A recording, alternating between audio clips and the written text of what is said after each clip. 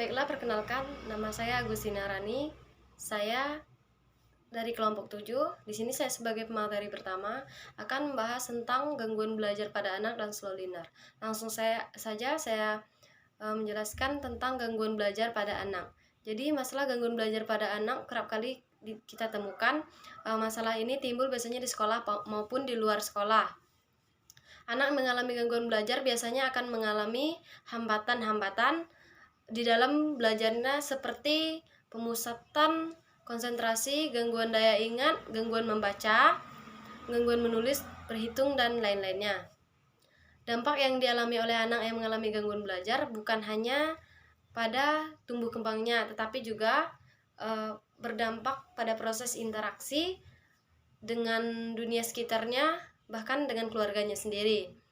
Nah, setelah mengamati penelitian mengenai kesulitan belajar, ahli terkeuka Linda Siegel pada tahun 2003 baru-baru ini menyimpulkan bahwa diagnosis kesulitan belajar diberikan hanya ketika anak memiliki IQ di atas tingkatan retardasi mentalnya, mengalami kesulitan signifikan dalam bidang yang berkaitan dengan sekolah, terutama membaca atau matematika, dan tidak menunjukkan gangguan emosional yang serius, mengalami kesulitan karena menggunakan bahasa Inggris sebagai bahasa kedua, dan mempunyai kesulitan sensoris atau mempunyai kekurangan neurologis tertentu.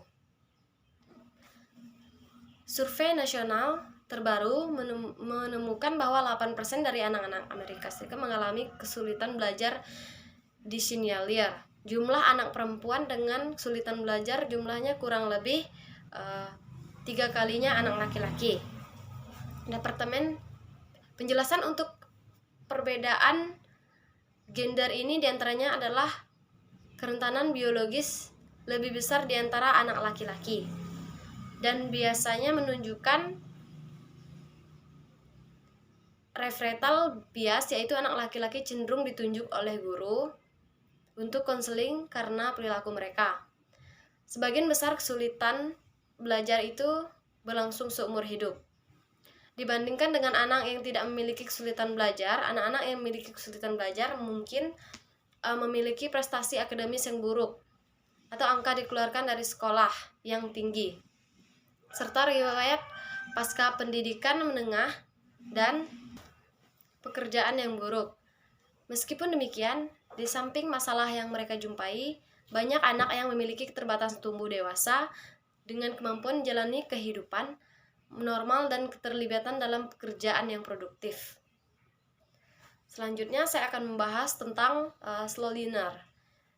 Yang pertama, definisi slow learner.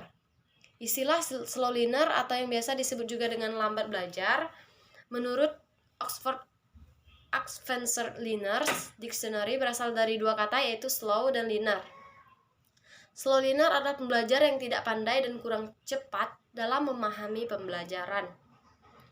Dalam Bala dan Rao memberi istilah backward atau slow learner untuk siswa yang tidak mampu bekerja sesuai dengan kelompok usianya. Sementara itu, Kick dan Bala menggunakan rate of learning atau indikator kemampuan belajar sebagai dasar dalam mengidentifikasi siswa lambat belajar, karena menurutnya slow learner, siswa yang berkemampuan 11 rata-rata hanya dapat diklarifikasikan berdasarkan kemampuan belajarnya. Clip dalam Bala dan Rao sangat tidak setuju apabila slow learner masih disamakan dengan mentally retarded atau tunagrahita, karena bagaimanapun siswa slow learner masih mampu mencapai keberhasilan dalam belajarnya meskipun dengan kemampuan belajar yang lambat dan tidak secepat siswa rata-rata normal. Pengertian siswa lambat belajar atau slow learner juga dijelaskan dalam Pusat Kurikulum Badan Penelitian dan Pengajaran Departemen Pendidikan Nasional bahwa slow learner anak yang mempunyai keterbatasan intelektual dengan IQ rata-rata di bawah anak normal. Pengertian anak slow learner menurut Kutter dan Kutter Jr.